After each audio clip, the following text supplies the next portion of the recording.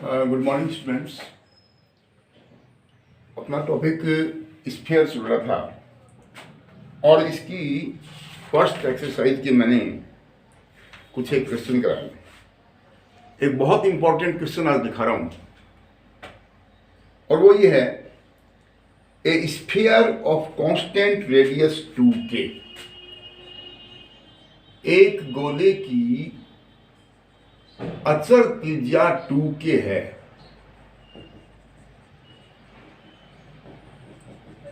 ये अपने को दे रखा है क्वेश्चन में।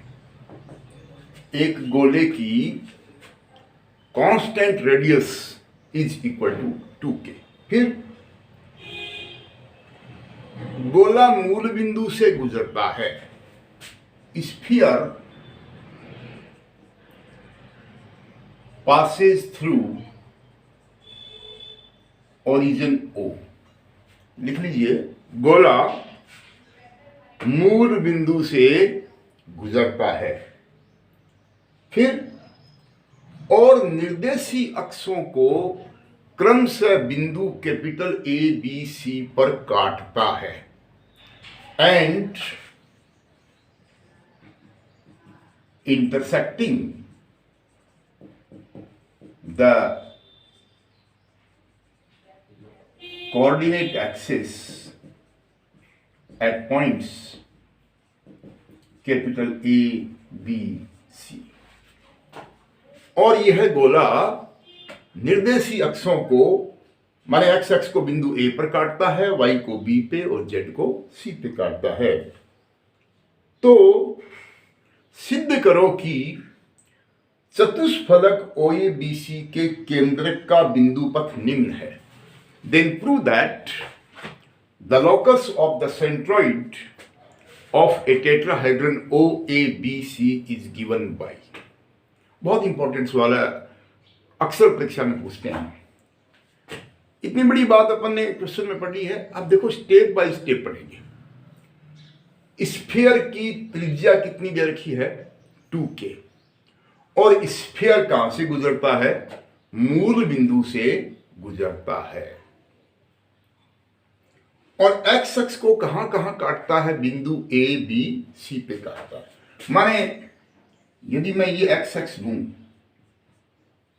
ये अपन वाई अक्ष लें और ये जेड अक्ष लें, और O आपका मूल बिंदु है जिसके कोऑर्डिनेट होंगे 0 0। तो ये गोला आपका एक्स अक्ष को बिंदु A पर काटता है, वाई को B पे और Z को C पे काटता है। तो गोला बेटा इस प्रकार का हो गया। एक्स अक्ष को कहां काट रहा है? बिंदु A पर। वाई को कहां पर काट रहा है? बिंदु B पे। और Z को कहां पे काटता है? बिंदु C पर। ये प्रश्न में दे रखा है। और मूल बिंदु से भी गुजरता है। आपको सब इससे कैसे गुजरेगा? भाई ये ऐसे नहीं है। जेड एक्स जो है ना वो इधर होता है, तो इससे गुजरता हुआ जा रहा है। यानी इसका मतलब ये गोला यहां कितने बिंदुओं से गुजर रहा है? O से गुजर रहा है, A से, B से, C से। ये सब प्रश्न में दे रखा है। एक्स एक्स को काटता है तो इस दूरी को मान लें अपन अल्फा, इस दूरी को मान लें अपन कितना? बीटा, और इस दूरी को मान लें कितना?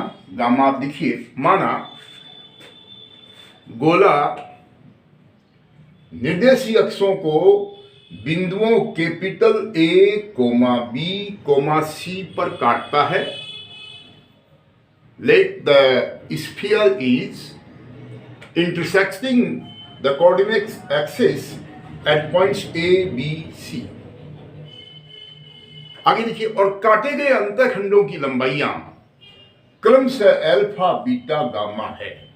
And the length of intercepts by the sphere on these axes are let alpha, beta, gamma। सबने लिख लिया। गोला x axis, y axis, z axis को ABC पर काटता है, ये प्रश्न में दे रखा है। मूल बिंदु से गुजरता है, ये क्वेश्चन में दे रखा है। तो आप एक डायग्राम बना लीजिए, x axis, y axis, z axis खींच करके, और गोला एक्स एक्स को A पे काटता है, वाई को B पे, जेड को C पे। मैंने अपनी मर्जी से ये मान लिया कि ये काटी गई लंबाई अल्फा है, ये लंबाई बीटा है, ये गामा है। तो बता A के क्या निर्देशांक हो गए? ए एक्स एक्स पर है वाई और जेड तो जीरो हो गया, एक्स का मान अल्फा हो गया। यहाँ पे क्या हो गया, alpha zero zero zero beta zero zero zero gamma. अब नीचे लिखिए, अतः सो पूछा गया गोला द रिक्वायर्ड स्फीयर बिंदुओं O, A, B, C से गुजरता है। So the required sphere passes through 4 points O, A, B and C। और इन 4 बिंदुओं से गुजरने वाले गोले का समीकरण कल करवाया था। कैसे किया था भाई? गोले का समीकरण माना गोले का समीकरण क्या लिख दोगे आप यहां पे? लेट एग्जाम में डायरेक्ट लिखेंगे, मैं एक बार करके बता। इक्वेशन ऑफ स्फीयर बी, सामान्य समीकरण मान लें x square y square z square 2ux 2vy 2wz plus d equal to 0। कल 4 बिंदु थे, आपको यदि याद हो तो ये मूल बिंदु था, यहां था a0 0, यहां था 0b0, यहां था 0 और फिर हमने 4 बिंदुओं से गुजरने वाले गोले का समीकरण निकाला था। तो क्या आया था? वो एक प्रकार से फार्मूला ही है, ये आया था। एग्जाम में ही आप डायरेक्ट भी लिख सकते हैं। तो यहां ए बी सी की जगह अल्फा बीटा का मान मैंने जानबूझ के दिया। अब ये बेटा यू बी डब्ल्यू डी के मान कैसे निकालेंगे? सबसे पहले किससे गुजारोगे? लिखो फटाफट। यह गोला मूल बिंदु से गुजरता है, इंप्लाइज मूल बिंदु से गुजरता है। एक्स वाई जेड का मान 0 करेंगे, एक्स वाई जेड का मान 0 यहां तक कर देंगे तो डी का मान 0 आ गया। एक बात, उसके बाद नीचे लिखो, यह गोला this sphere Passage through point capital A bracket में अल्फा 0 0।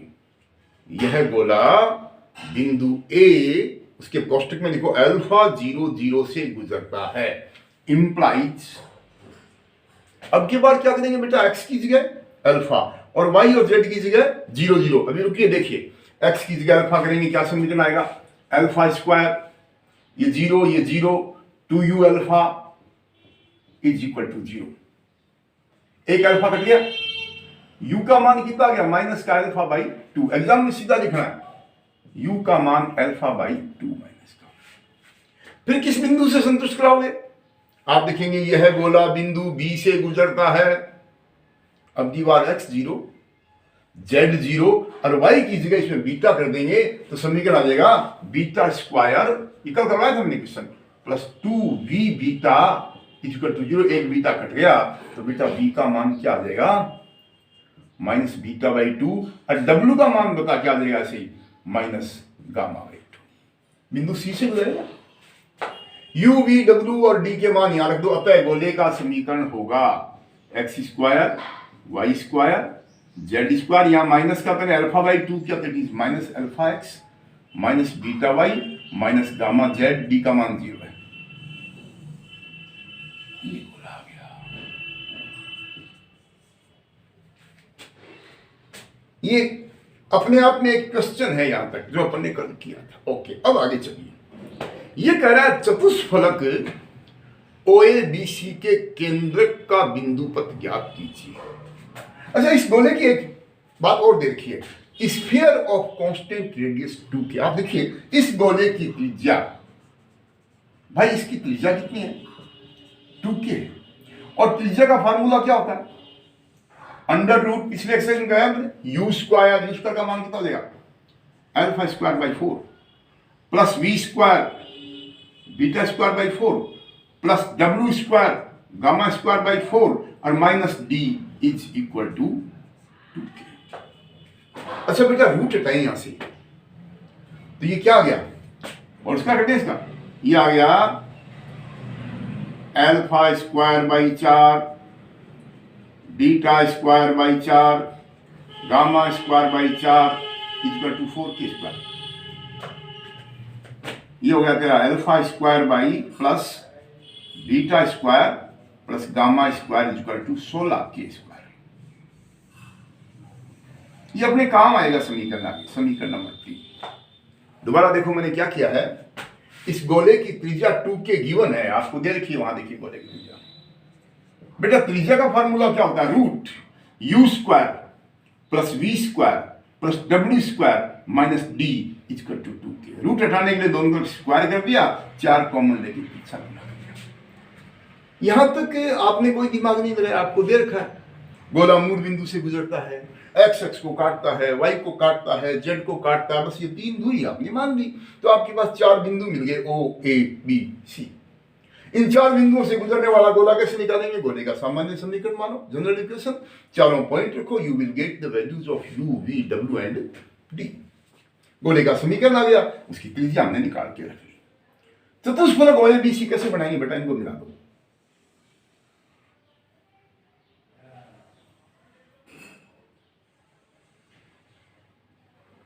ये बन गया चतुष्फलक ओ ए बी सी। चतुष्फलक में कितने सिरे होते हैं? 4 सिरे होते हैं। पहला सिरा कौन है? O। दूसरा कौन है? वर्टेक्स इसका A। तीसरा वर्टेक्स B। चौथा वर्टेक्स C।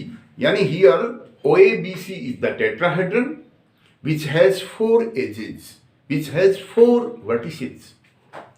तुझे इसका सेंट्रोइड निकालना है। आपने 12वीं क्लास में फार्मूला पढ़ा है, चतुष्फलक के केंद्रक के निर्देशांक। आप देखो, अतः चतुष्फलक ओ ए बी सी लिखते जाइए। चतुष्फलक ओ ए बी सी के केंद्रक के निर्देशांक, coordinates of centroid of tetrahedron O A B C is equal to, ये छोटी क्लास में पढ़ा हुआ है, त्रिभुज के कितने सिरे होते हैं? 3।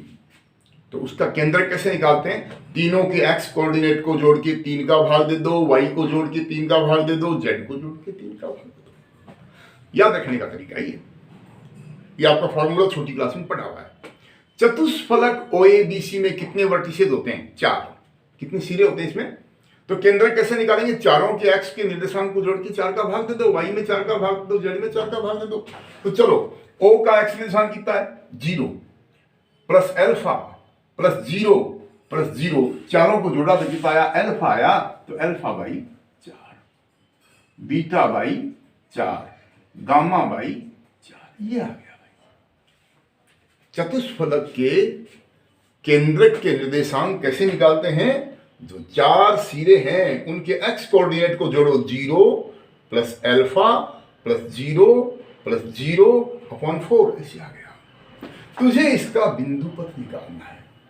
किसी भी बिंदु का बिंदु पथ कैसे निकालते हैं? मान लो किसी बिंदु के निर्देशांक हैं ए बी सी, तो बेटा तू कोशिश कर कि ए बी सी में एक इक्वेशन बन जाए, एक समीकरण बन जाए, और उस समीकरण में फिर ए की जगह एक्स, बी की जगह वाई और सी की जगह जेड कर दो। वो हो गया आपका बिंदु पथ, locus. So how to find locus of this centroid? इस केंद्रक का बिंदु पथ कैसे निकालेंगे? हमको एक ऐसा समीकरण चाहिए जिसका एक पद हो अल्फा बटे 4, दूसरा पद हो बीटा बटे 4, तीसरा पद हो गामा बटे 4। तो पीछे देखो कि कोई अल्फा बीटा गामा में समीकरण है क्या? ये रहा। इसका पहला पद किसका आना चाहिए? अल्फा बटे 4। तो मैं यदि 16 का भाग दे दूं इसमें, तो ये क्या आ जाएगा? अल्फा स्क्वायर बटे 16। इसको अपन क्या लिख सकते हैं? समीकरण नंबर 3 इंप्लाइज अल्फा स्क्वायर बटे 16 को लिख सकते हैं अल्फा बटे 4 का होल स्क्वायर। बिंदु पथ के लिए समीकरण बनाना पड़ेगा। समीकरण तो है आपके पास, पर हमको ऐसा समीकरण बनाना पड़ेगा जिसमें पद किसके हों? इन 3 के। 16 का भाग दे रहा हूं समीकरण नंबर 3 में। इधर 16 का भाग दिया, बीटा स्क्वायर बटे 16 को क्या लिखा मैंने? बीटा बटे 4 का होल स्क्वायर। आगे क्या जाएगा बेटा? गामा बटे 4 का whole square is equal to 1 into k square. 16 का भाग दे दिया। इससे क्या फायदा हुआ? जो मेरा केंद्रक है उसके ये कोऑर्डिनेट हैं और मुझे इसका बिंदु पथ चाहिए, तो मैं इस अल्फा बटा 4 की जगह क्या लिखूंगा? x, क्योंकि ये x निर्देशांक है। इसकी जगह क्या लिखूंगा? y, और इसकी जगह क्या लिखूंगा? z। आप लिखिए, अतः केंद्रक के बिंदु पथ का समीकरण होगा, so the locus of the centroid of tetrahedron is given by, क्या करेंगे आप? अल्फा बाई 4 की जगह एक्स लिख देंगे। क्या देगा बेटा? ये एक्स स्क्वायर वाई स्क्वायर, ये z square is equal to k square.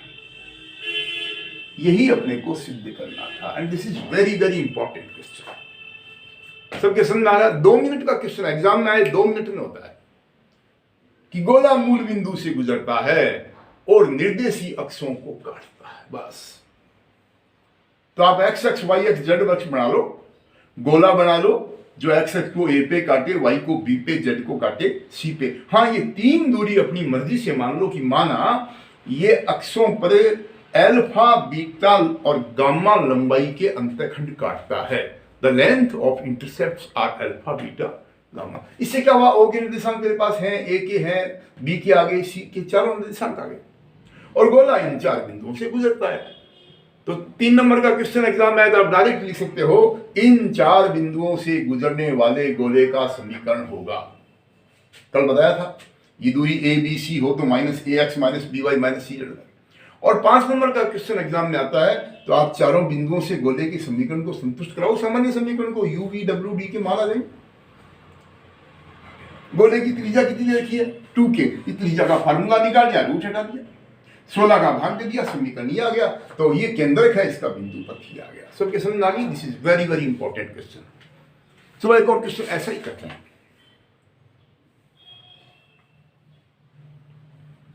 एक लिखो क्वेश्चन, बहुत इंपॉर्टेंट। इन दोनों में से एक परीक्षा में जरूर आएगा बेटा। जो एक तो मैंने ये कराया, एक अब आगे मैं करा रहा हूं, उसमें यही डायग्राम मेरे काम आ जाएगा। ये क्या कर रहा है? एक गोले के केंद्र का बिंदु पथ ज्ञात कीजिए। Find the locus of the centre of A sphere, जो मूल बिंदु से होकर जाता है। ये भी मूल बिंदु से होकर जाता है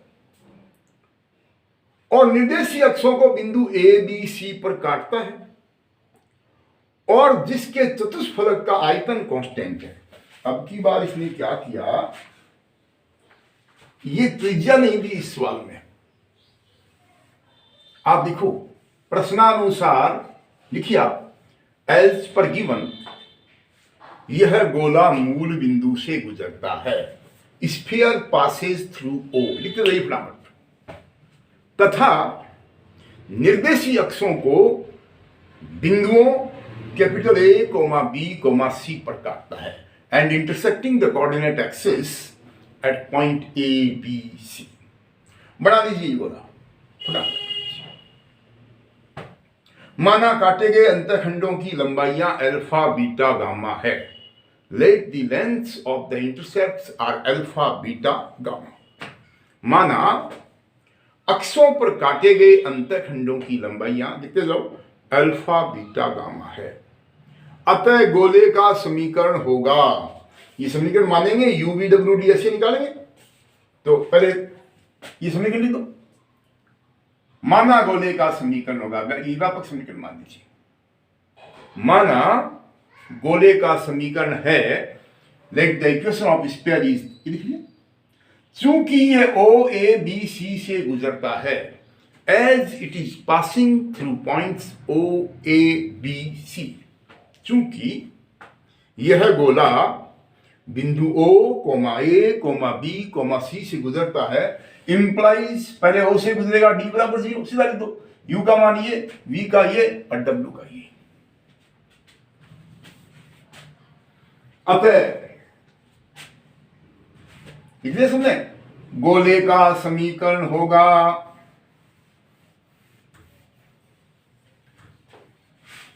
अतः गोले का समीकरण होगा, ये गोले का समीकरण आ गया। पिछले क्वेश्चन में त्रिज्या की बात कर रहा था, रेडियस की, इसलिए भाई हमने यहां त्रिज्या निकाली। अब के प्रश्न में गोले के केंद्र की बात कर रहा है, तो आप लिखो देयरफॉर, इसलिए इसका सेंटर क्या हो गया भाई? गोले के सेंटर के क्या दिशा होते हैं? Minus u minus v minus डब्ल्यू। तो यू का मान माइनस एल का अल्फा बाई 2 है, तो माइनस यू का मतलब alpha by 2, beta by 2, gamma by 2। सबके समझ आ रहा है आपके?